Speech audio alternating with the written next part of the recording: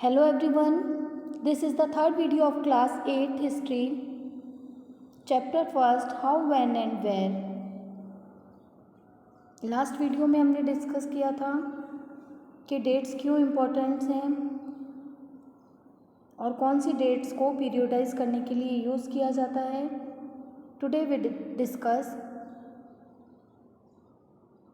What is colonial, उपनिवेशीकरण किसे कहा जाता है. Page number 4.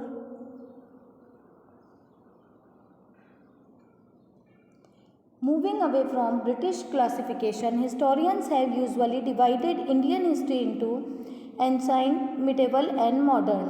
This division too has its problems. It is a periodization that is borrowed from the West, where the modern period was associated with the growth of all the forces of modernity: science, reason, democracy, liberty and equality.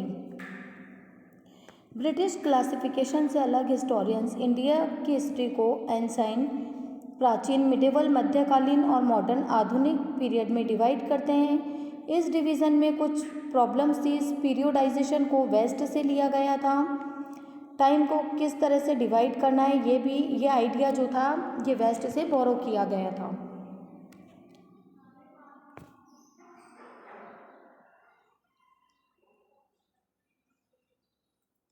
That is borrowed from the West, where the modern period was associated with the growth of all the forces of modernity: science, reason, democracy, liberty and equality.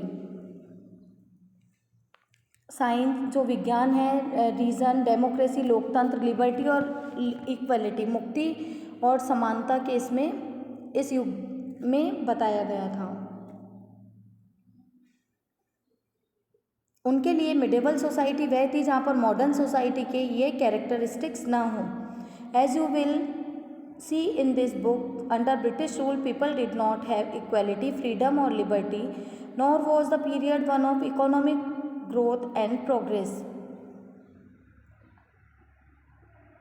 हम अपनी study के लिए modern period के इस concept को accept कर सकते हैं. आप इस बुक में देखेंगे कि ब्रिटिश रूल के टाइम लोगों में इक्वलिटी, फ्रीडम, लिबर्टी जो थी, मुक्ति और समानता नहीं थी और उस पीरियड को इकोनॉमिक प्रोग्रेस व ग्रोथ नहीं हुई थी.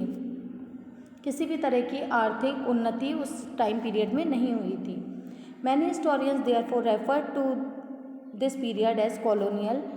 कई ऐसे हिस्टोरियंस हैं इस पीरियड को कॉलोनियल मानते हैं, उपनिवेश का युग मानते हैं.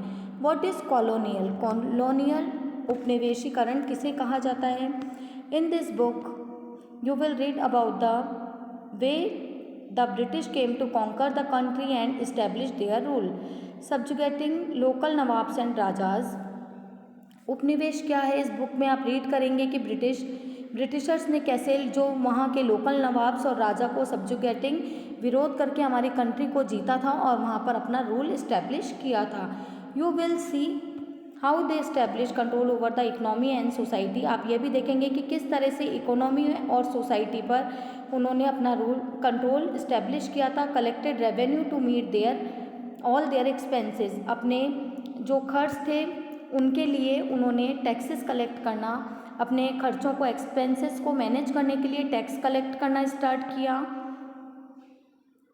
Bot the goods they wanted, low prices, produce crops they need for export. And you will understand the changes that came about as consequence. You will also came to know about the changes British rule brought about in values and taste, custom and practices. When the subjugation of one country by another leads to these kinds of political, economic, social and cultural changes, we refer to the process as colonization.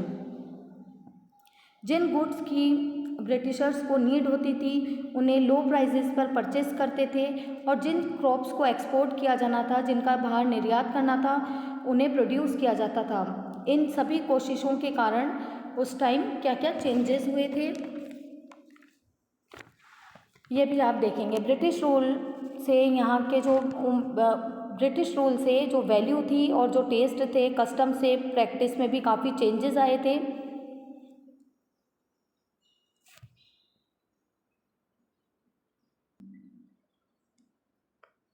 You will also come to know about the changes British rule brought about in values and taste, customs and practices.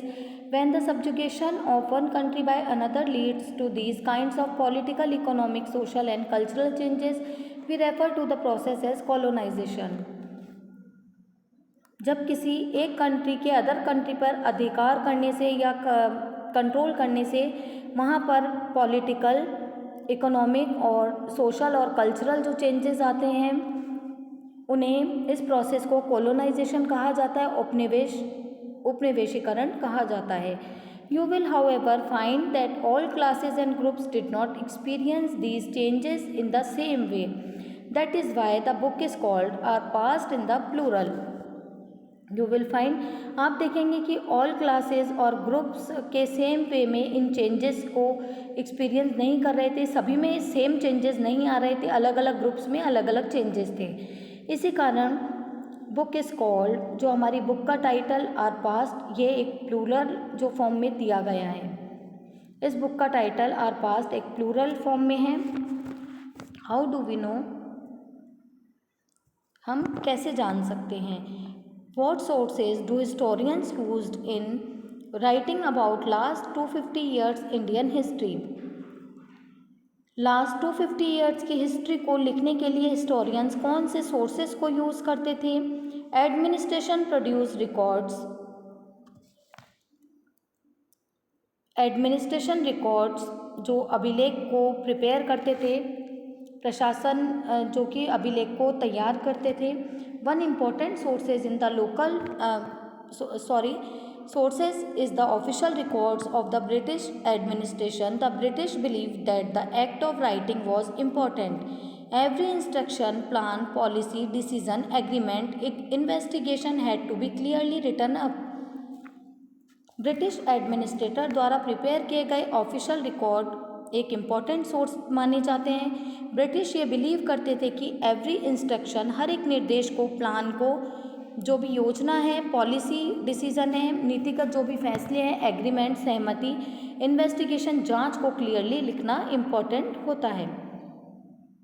Once this was done, things could be properly study and debated. जब इसको किया जाता है तब किसी भी things के बारे में स्टडी करना और डिबेट करना, वाद विवाद करना ईजी हो जाता है. This conviction produced in administrative culture of memos, notings and reports. इस कन्विक्शन, इस समझदारी के कारण मीमोज, मीटिंग्स और रिपोर्ट्स बेस्ड जो एडमिनिस्ट्रेटिव कल्चर था, आधारित जो शासन बन चुका था. The British also felt that all important documents and letters needed to be carefully preserved. Britishers ये भी मानते थे कि ऑल इम्पॉर्टेंट डॉक्यूमेंट्स और लेटर्स को केयरफुली प्रिजर्व करने की नीड है. So they set up records rooms attach to all administrative institution. इसीलिए उन्होंने सभी एडमिनिस्ट्रेटिव जो शासकीय जो इंस्टीट्यूशन थे, संस्थान थे, वहाँ पर रिकॉर्ड रूम को सेटअप किया था.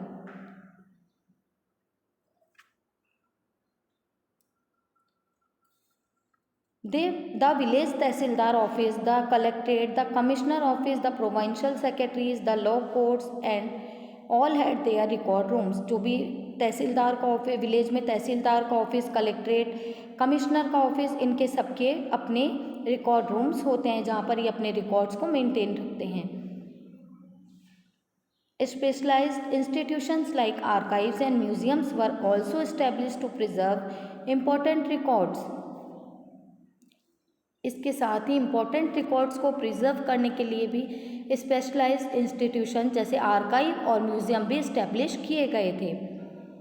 Letters and memos that move from one branch of the administration to another in the early years of the 19th century can still be read in the archives. 19th century के early years में जो भी memos, letters administration की one branch से other branch में भेजे जाते थे, उन्हें आज भी हम आर्काइव में पढ़ सकते हैं. You can also study the notes and reports that district officials prepared और the instructions and directives that were sent by officials at the top of provincial administration. आज भी हम आर्काइव में इन्हें पढ़ सकते हैं। डिस्ट्रिक्ट ऑफिशियल, जिला अधिकारियों के द्वारा जो भी नोट किया जाता था, जो भी रिपोर्ट्स बनाई जाती थी, उनकी भी हम स्टडी कर सकते हैं। प्रोविंशनल एडमिनिस्ट्रेशन, ऊंचे पद पर जो भी लोग हैं उनके द्वारा जो भी डायरेक्टिव और इंस्ट्रक्शन, निर्देश और सुझाव दिए जाते थे, उनकी भी स्टडी की जा सकती है। नेक्स्ट पैराग्राफ आगे हम वीडियो में कंटिन्यू करेंगे।